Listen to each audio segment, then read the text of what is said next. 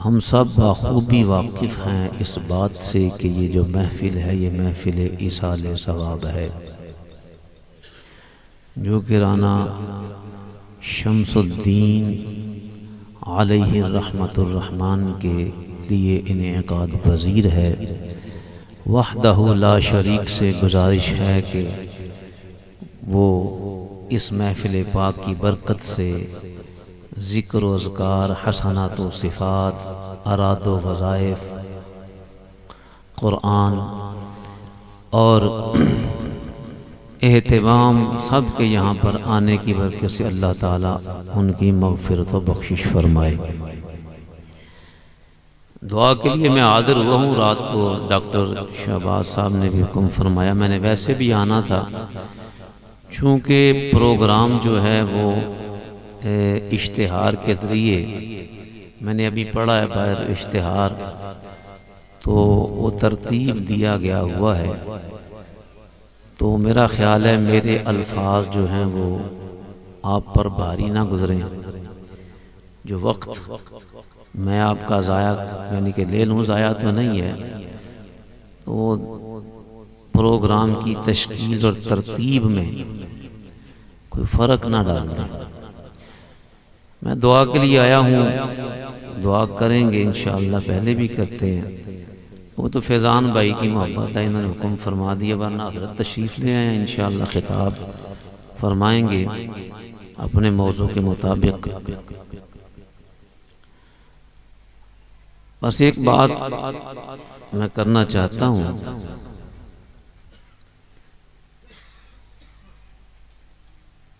کہ یاد رکھیں کہ یہ محافل جو ہوتی ہیں،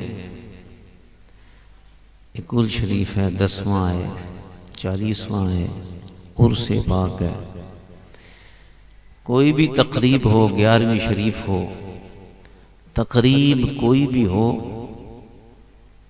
مقصد ایک ہی ہوتا ہے، وہ ہے ایصال ثواب۔ نام اس کا جو مرضی رکھ لیں۔ نبی پاک علیہ السلام نے ارشاد فرمایا، حضرت عائشہ صدیقہ رضی اللہ تعالی عنہ روایت فرماتی ہیں، اور یہ حدیث آپ اکثر سنتے ہیں، اکثر سنتے ہیں لوگوں سے، اور وہ حدیث بیان کرتے ہیں، اور سب سے بڑی خیانت، سب سے بڑا ظلم جو علماء کی طرف سے کیا جاتا ہے عوام پر، سب سے بڑا ظلم اور زیادتی اور خیانت جو علماء کی طرف سے عوام کے ساتھ کیا جاتا ہے، وہ یہ ہے کہ حدیث کا مطلب کچھ اور ہوتا ہے، لگا کہیں اور دیتے ہیں۔ نبی پاک علیہ السلام نے فرمان کسی اور معنی میں دیا ہوتا ہے، لیکن اس کو اٹھا کر کہیں اور فٹ کر دیتے ہیں تاکہ عوام میں ہماری بلے بلے ہو جائے، ہمارا نام چڑھ جائے، پیسے ملیں گے، لوگ کہیں گے بڑا بڑا محقق ہے جی، ماشاءاللہ کیا بات ہے جی، لیکن اس نے کوئی دین کی خدمت نہیں کی، دین میں بگاڑ پیدا کر کے وہ جہنم کا ایندھن بن گیا۔ اس لیے فرقے بن گئے، فتنے پیدا ہو گئے۔ حدیث کا معنی کچھ اور ہوتا ہے، اس کو اٹھا کر کہیں اور لگا دیتے ہیں۔ قرآن کی آیت کسی اور معنی میں نازل ہوئی، اس کو اٹھا کر کہیں اور فٹ کر دیا، جس کا دور دور سے کوئی تعلق ہوتا ہی نہیں ہے۔ اور عوام بیچاری کا حال اب یہ ہو چکا ہے کہ وہ اپنے عزیزوں کے ختم شریف میں جانے سے بھی ڈرتی ہے، کہیں بدعتی نہ ہو جائے، کہیں گناہ میں شریک نہ ہو جائے، معاذ اللہ ثم معاذ اللہ۔ ایک جگہ پر ایک بات ہو رہی تھی، اور علماء کے لیے بہت بڑا نقطہ ہے، اور ذمہ داتا صاحب بھی گیا، وہاں پر بھی گفتگو ہو رہی تھی۔ تو میں نے کہا یہ دیکھو، یہ بتوں کی آیات ہیں، اٹھا کر ساری مزاروں پہ لگا دیتے ہیں۔ جو بتوں کے بارے میں قرآن پاک میں آیتیں آئی، ان کی عبادت نہ کرو، ان کی عبادت نہ کرو، ان کی عبادت نہ کرو، وہ اٹھا کر مزاروں پہ لگا دی۔ پورا قرآن 6666 آیات تقریباً، پورے قرآن میں ایک مقام پر بھی اللہ نے مزار پہ جانے سے منع نہیں کیا، ایک جگہ پر جب مزار پہ نہ جائے۔ تقریباً 6 لاکھ احادیث مبارکہ کم و پیش اس وقت دنیا میں، اگر کوئی بہت بڑا سکالر ہو تو شاید وہاں تک رسائی حاصل کر سکے، ورنہ ہم 2-4 حدیثوں پہ رہتے ہیں۔ کسی ایک حدیث میں بھی، لاکھوں حدیث میں بھی، ایک میں بھی نبی پاک صلی اللہ علیہ وسلم نے یہ منع نہیں کیا کہ مزار پہ مطلب نہ جایا کرو، ایک حدیث میں بھی نہیں۔ قرآن پاک میں کہیں بھی اللہ نے نہیں کہا کہ مزار والے سے جا کے بات نہ کرو، اور کل احادیث مبارکہ، لاکھوں احادیث مبارکہ میں ایک حدیث بھی نہیں ہے کہ جا کر مزار والے سے گفتگو نہ کرنا۔ میرا مطلب کہنے کا یہ، جس کام سے اللہ نے منع نہیں کیا، رسول اللہ نے منع نہیں کیا، تو آج کا بندے کی اتھارٹی ہے کہ منع کر سکے؟ بولو، تسی تو میرے تو وڈے مفتی ہو نا، ساڑھے جان تو بات ساڑھے تھی تمہیں فتوے لانے نے۔ جب اللہ منع نہیں کرتا، اللہ کا رسول منع نہیں کرتا، میں نے بھی بتا رہا تھا کہ وہ آیتیں کہیں سے اٹھا کر کہیں لگا۔ نبی پاک علیہ السلام نے فرمایا، جس نے دین میں کوئی ایسا کام شروع کیا، کوئی ایسا کام دین میں شروع کیا جس کی اصل دین میں نہ ہو، جس کی، بولو سارے بولو، میں خطاب نہیں سنا، خطاب ردہ ہوئے گا، میں صرف تھوڑا سمجھا رہے ہیں تاکہ انہوں نے کیتی علمی گفتگو سمجھ آ سکے ساڑھے نالائکاں دے۔ فرمایا جس کی اصل دین میں نہ ہوئی، ایسا کام شروع کرنا، فہو رد، وہ مردود ہے۔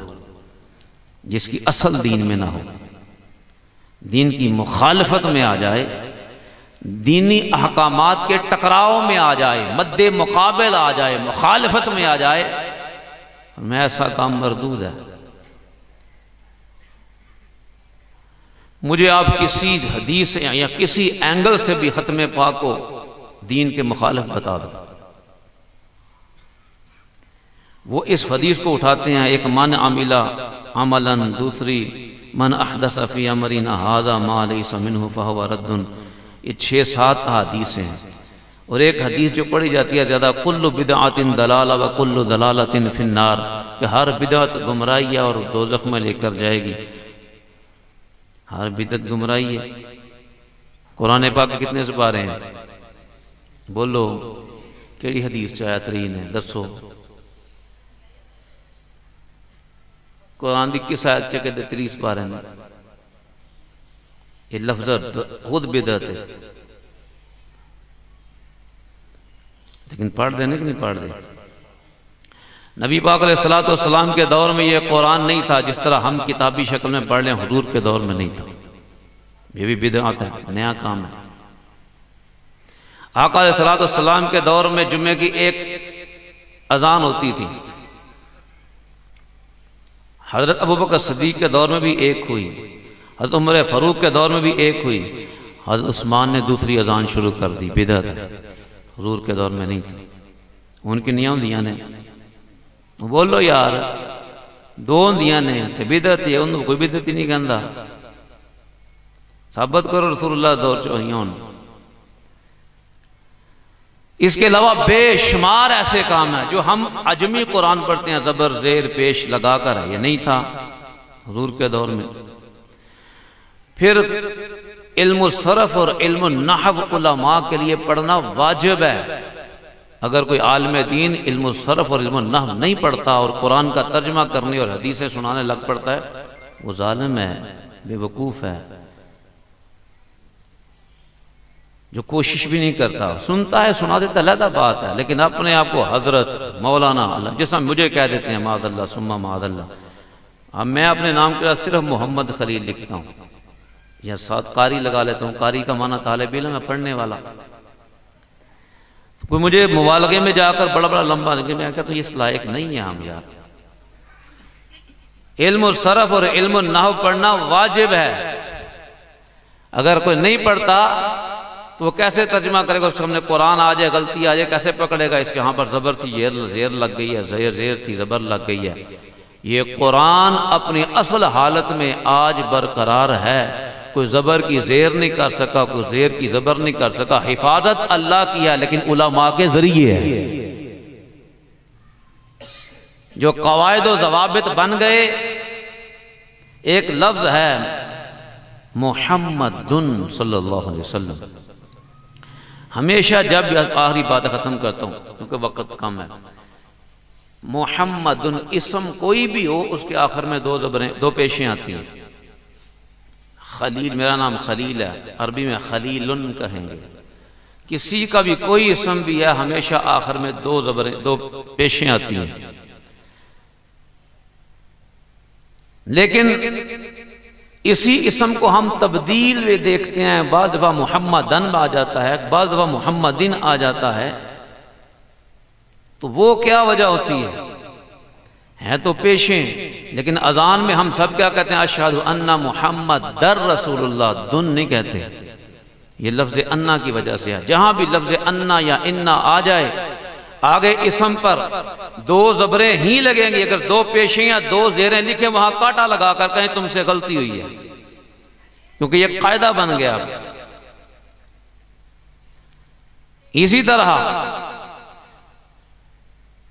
درود شریف میں پڑھتے ہیں اللہم صلی علی محمد، آندہ جے بولو ہاں بھلا، شک پہ گیا، شک چاہ گیا۔ اللہم صلی علی دن کر دیو کہ دن کر دیو کہ دن کر دیو، کی کر دیو؟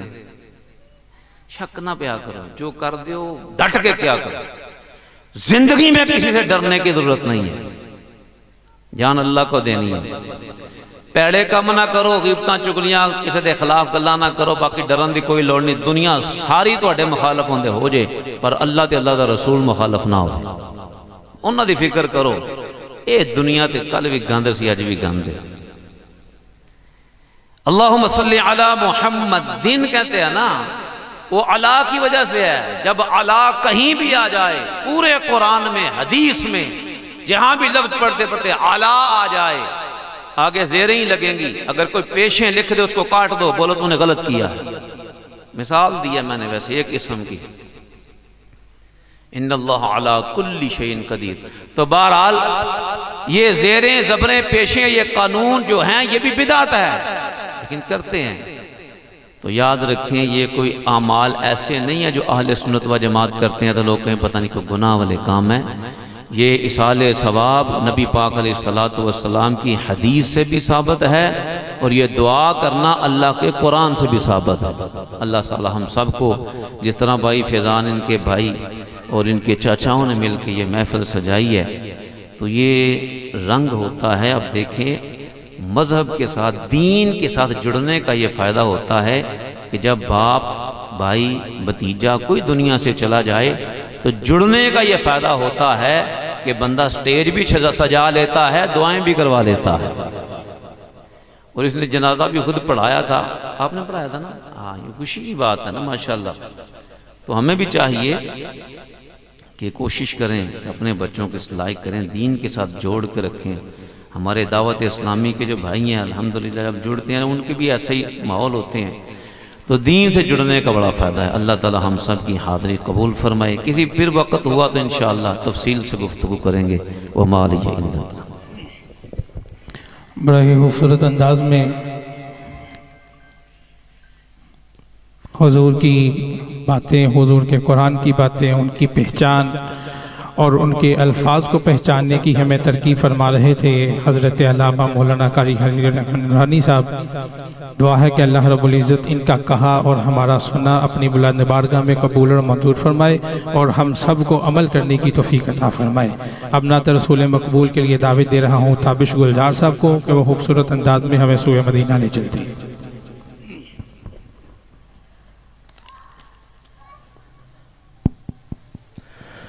اعوذ باللہ من الشیطان الرجیم، بسم اللہ الرحمن الرحیم۔ تمامی باپ کو السلام علیکم ورحمۃ اللہ۔ جیسا کہ یہ سب کے علم میں ہے کہ ہم اصال ثواب کے لیے یہاں پہ مل بیٹھے ہیں، دعا ہے کہ اللہ تعالیٰ मेरा पढ़ना, आपका सुनना और आपका मिलकर पढ़ना अपनी पाक व बुलंद बारगाह में कबूल व मंजूर फरमाए। मैं मुख्तसर सी हाज़िरी पेश करूँगा। दरूद पाक इस यकीन इस अकीदे नाल पढ़ना है जिहड़ा अकीदा सानू आला हजरत ने दिता। वो की सी कि हम यहाँ से पुकारें वो मदीने सुने, मुस्तफ़ा की समात पे लाखों सलाम। हाली पढ़ना नहीं है, पेश करना है मिलके। सल्लल्लाहु अलैहि या रसूल अल्लाह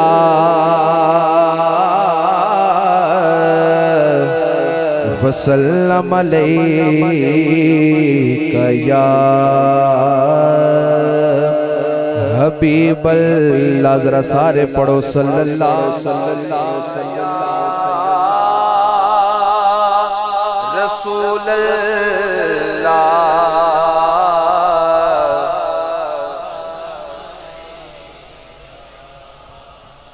हबीब अल्लाह। चंद शार मिलकर कलमा शरीफ ज़िक्र नाल पेश करना। ला इलाहा इल्लल्लाह ला इलाहा इल्लल्लाह पढ़िए ला इलाहा इल्लल्लाह ला इलाहा इल्लल्लाह हक ला इलाहा इल्लल्लाह ला इलाहा इल्लल्लाह पढ़ लो ला इलाहा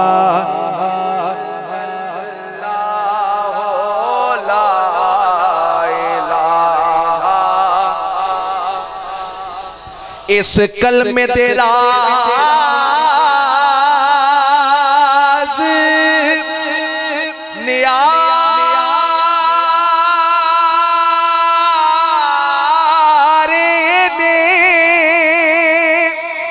एने डुबदे बेड़े तारे ने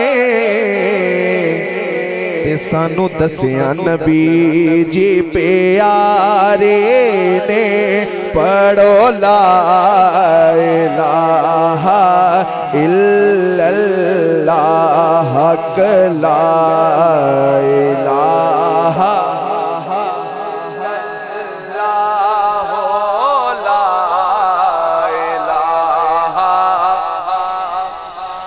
एक दफा गूंज पे आ जानी चाहिए, सारे दी आवाज आनी चाहिए मिलके। ला इलाहा इल्लल्लाह ला ते अज मंग लो जो कुछ मंगना जे इथों आका मेरे ने लंघना जे उन्हें रह जाना जिन्ने संगना जे। पढ़ लो ला इलाहा इल्लल्लाह हक ला इलाहा इल्लल्लाह हो ला इलाहा इल्लल्लाह ला इलाहा इल्लल्लाह हो ला इलाहा। ते विच कब्र दे दिल घबरावेगा उथे कोई ना आउण बचावेगा। विच कब्र दे दिल घबरावेगा उथे कोई ना आउण बचावेगा।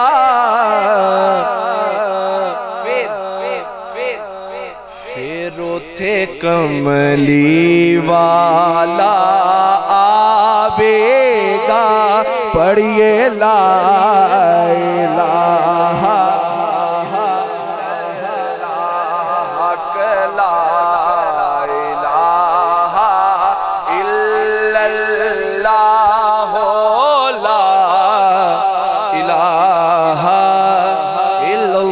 محمد الرسول اللہ۔ کلام اعلیٰ حضرت کے میں چند اشعار پیش کروں گا، اس کے بعد صرف چند اشعار میاں صاحب کی اور میری حاضر مکمل۔ چمک تجھ سے پاتے ہیں سب پانے والے، چمک تجھ سے پاتے ہیں سب پانے والے، چمک تجھ سے پاتے ہیں سب پانے والے، چمک تجھ سے پاتے ہیں سب پانے والے، چمک تجھ سے پاتے ہیں سب پانے والے، میرا دل بھی چمکا دے چمکانے والے، میرا دل بھی چمکا دے چمکانے والے، رہے گا یوں ہی ان کا چرچا، رہے گا یوں ہی ان کا چرچا، رہے گا یوں ہی ان کا چرچا، رہے گا پڑے خاک ہو جائیں جل جانے والے، پڑے خاک ہو جائیں جل جانے والے، رہے گا یوں ہی ان کا چرچا، رہے گا یوں ہی ان کا چرچا۔ سارے دی آواز آنی چاہیے، گج کیا کھڑا ہے، رہے گا یوں ہی ان کا،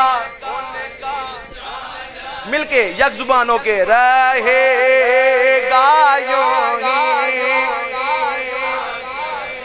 چار، رہے گا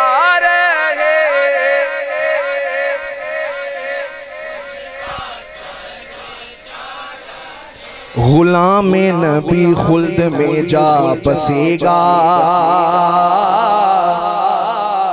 اور جہنم میں آقا کا منکر جلے گا، اور جو سنی ہے وہ تو ہمیشہ کہے گا، رہے گا یوں ہی ان کا چرچا، رہے گا یوں ہی ان کا چرچا، رہے گا پڑے خاک ہو جائیں جل جانے والے، پڑے خاک ہو جائیں جانے والے، تو زندہ ہے واللہ، تو زندہ ہے واللہ، تو زندہ ہے واللہ، تو زندہ ہے واللہ، تو زندہ ہے واللہ، تو زندہ ہے واللہ، تو زندہ ہے واللہ، تو زندہ ہے واللہ، تو زندہ ہے واللہ، تو تو زندہ ہے واللہ میرے چشم عالم سے چھپ جانے والے یہ منکر منافق ہے گندہ ہے واللہ ارے نجاست کا یہ تو پلندہ ہے واللہ اور جو مردہ کہے تجھ کو وہ مردہ ہے واللہ تو زندہ ہے واللہ تو زندہ ہے واللہ تو زندہ ہے واللہ تو زندہ ہے واللہ میرے چشم عالم سے چھپ جانے والے میرے چشم عالم سے چھپ جانے والے صرف چند شعر میں صاحب کے اور نشاہ سے مکمل لے او یار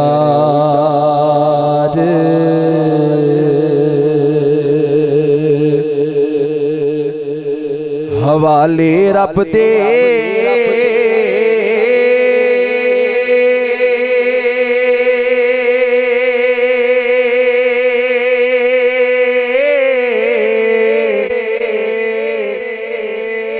مل لے جاندی باری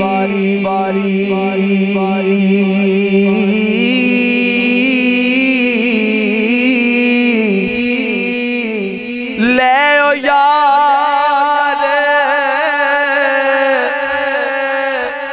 حوالے رب دے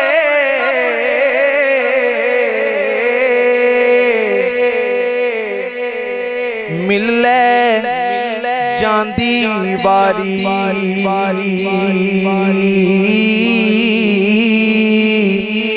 رب ملایا تے پھر ملائیں گے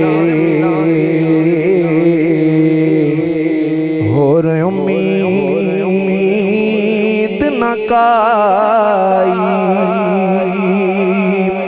تے ٹر گئے یار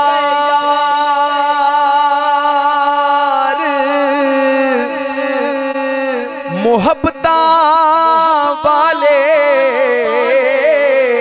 ٹر گئے یار محبتاں والے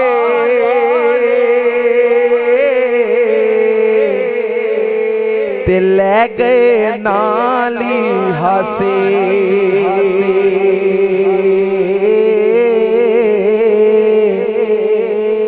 دل نہیں لگدا یار محمد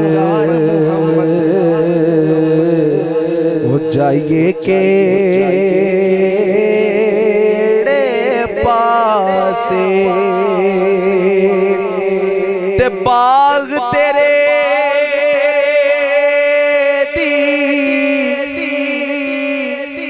راکھی کر کر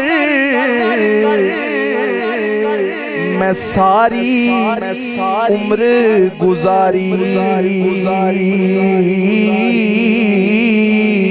تے جدوں پھل پکن تے آیا تے لے گئے ہو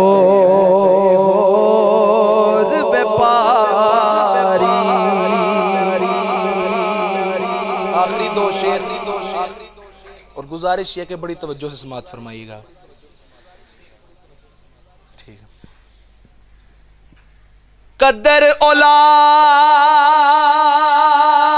دا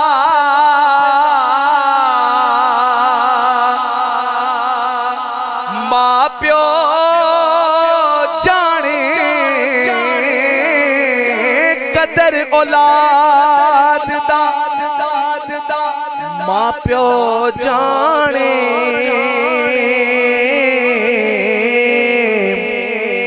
او کی جانے بیگانہ تے قدر حسین دا فاطمہ جانے یا جانے حسین دا نانا قدر حسین دا فاطمہ جانے یا جانے حسین دا نانا